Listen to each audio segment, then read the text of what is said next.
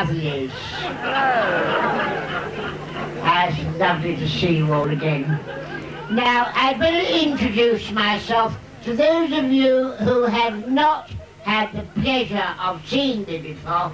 Mrs Shufflewick is the name, star of stage, screen, radio and television, label exchange and dope parties. And part-time topless barmaid at the Frog and Nightgown in the Bowls Pond Road.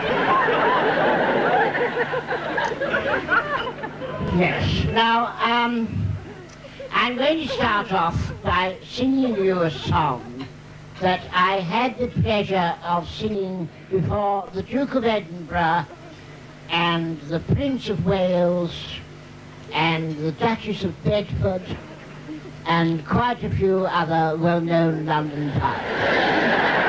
Thank you. Falling in love again, never wanted to. What am I to do? I can't help it. Look at the fucking dust up there. Love's always been my game, play it how I may. I was made that way, I can't help it. Men cluster to me like moths around a flame, and if their wings burn, I know I'm not to blame. Falling downstairs again, never wanted to. What am I to do? I can't help it.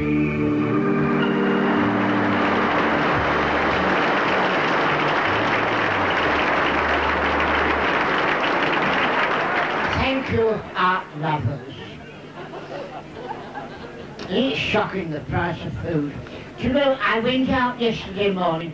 Now, this is without a word of a lie, you know, I bought half a pound of Summer County and a packet of ginger biscuits and 4 bottles of gin. And you know it came to nearly £26. I mean, it's getting ridiculous, isn't it? I should have to give up the ginger biscuits. And there's one thing I cannot resist, and that's a nice piece of meat. And yesterday morning I was going past this butcher's and I saw a lovely leg of lamb hanging up, and I couldn't resist it. I went in and I said to the man behind the bar, I said, how much is that piece of lamb hanging in your window? So he said, well, I'll have to weigh it for you, madam. And he put it on his scales and he said, that would be £10.95. I said, fuck me.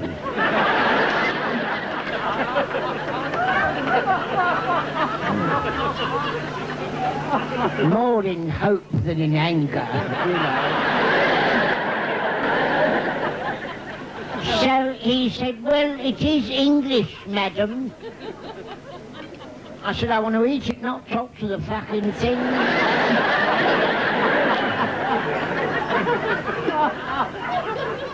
And I mean, if you don't go out and spend it, you get someone comes and asks you for it. I was sitting in my front room the other morning, dusting my coffee service. Oh, I've got one.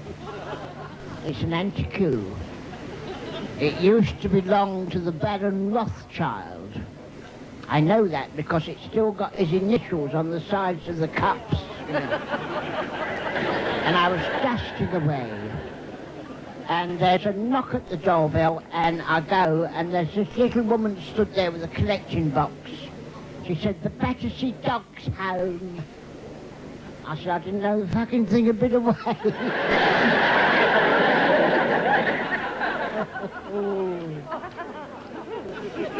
But I wouldn't have given her anything. Not that I've not got anything against dogs, but I was put off them because I tell you for why. I was going along one night and I suddenly felt a bit faint. So I thought I'll go into a public house and have a large brandy and put my head between the governor's legs for 5 minutes, you know, till I feel a bit better. And I was stood at the bar knocking back this brandy, and all of a sudden I looked down, and in front of the fireplace was this large Dalmatian dog lying on its back, licking its private parts. Oh, I was so embarrassed. I didn't know what... I was hoping the ground would open and swallow me up. And I was just going to finish my brandy and leave. And I suddenly got this bump in the middle of my back. And I turned round, there's a 6-foot Irish fella stood there. And he pointed to this dog and he said, "I wish I could do that, missus." So I said, "Well, if you give it a biscuit, it might let you."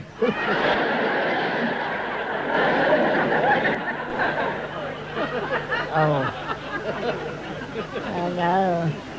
Anyway, I left that pub and I went round to my own pub where I feel at home there, because it's down the bottom of my road. We're like Coronation Street.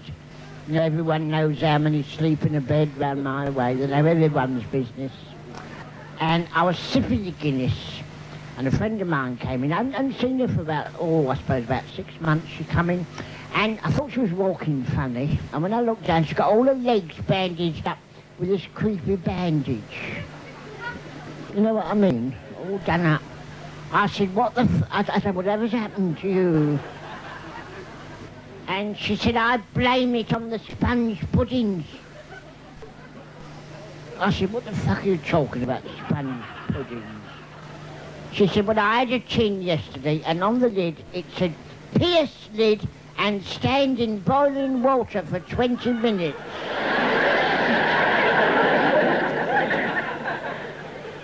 Now, I ask you, how stupid can you get? I mean, 10 minutes would have been enough, wouldn't it?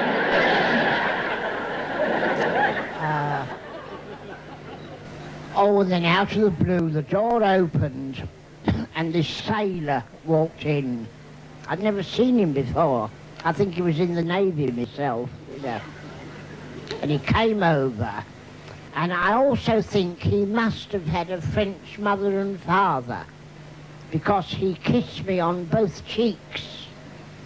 And I was doing my shoelace up at the time. Anyway, I didn't say anything, and he plunked himself down beside me and suddenly leant over and he said, "Have a drink with me, dear."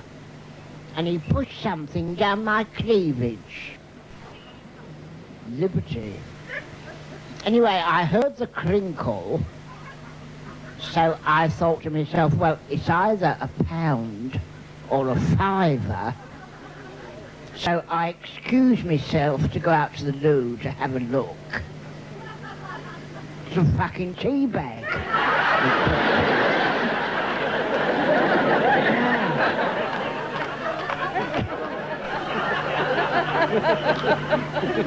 Anyway, I didn't say anything. I went back, and he was as good as gold after that. He kept buying me large gins, and I kept drinking them, because I'm not just a pretty face. And he was on pints of rum and black. And then we went on to Guinnesses. I had about 24 of those. And what I have then? Oh, I had a baby sham with a toffee apple in it. And then I had a barley wine. I remember that going down and coming back. And then he would make me have this glass of Advocat, which I cannot get on with. I don't know what they do with the cats afterwards, but oh. I had to go outside for a bit. I didn't get it. And when I came back in, do you know that little monkey? He'd lined up 2 large drambuies and a fish cake each. Yes. I think it was that fish cake that upset me. And things didn't get any worse, they got better. I mean, they didn't get better, they got worse.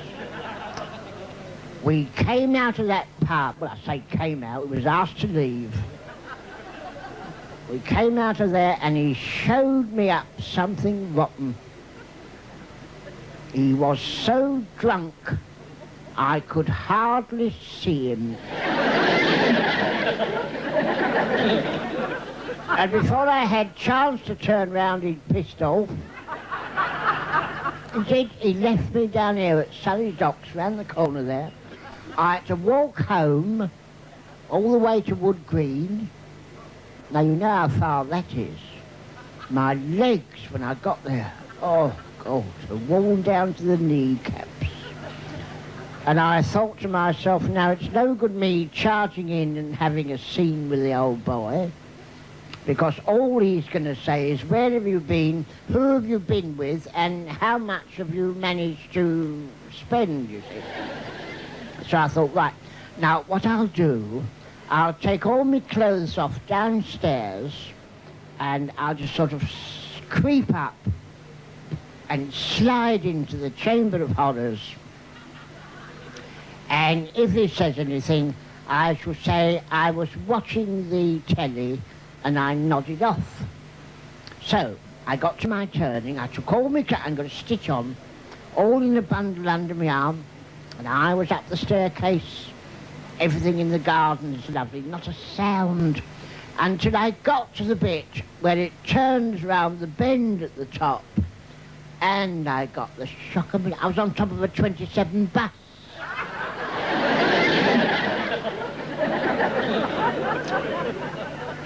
Oh. And all these people turned round, all sober, as if they'd never seen a woman with no clothes on top of a bus before. So I thought, well, get 'em. I just stood there. I thought, let one of them make the first move. And one fella did. Dirty, filthy beast. Bless him. So you see, it just shows you what can happen after a glass of Christmas cake. Now, I'm going to pop off because I tell you for why. I've left a large gin going cold out the back there, and I had one knocked over once in 1927. And I still wake up screaming about that.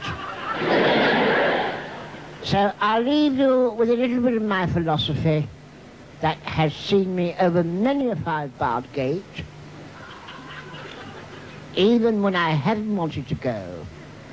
And it is this: always remember, and especially in London, do unto others as you would be done by. Otherwise, if they get in first, they'll do you.